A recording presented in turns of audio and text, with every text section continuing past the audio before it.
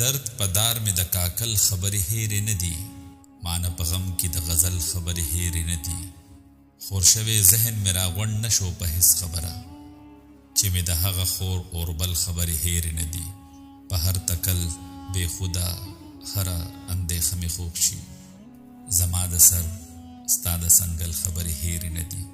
څکه زما ویران نظر یې حیراني زیاته کړه، د هغه سترګو د توکل خبرې هېرې نه دي.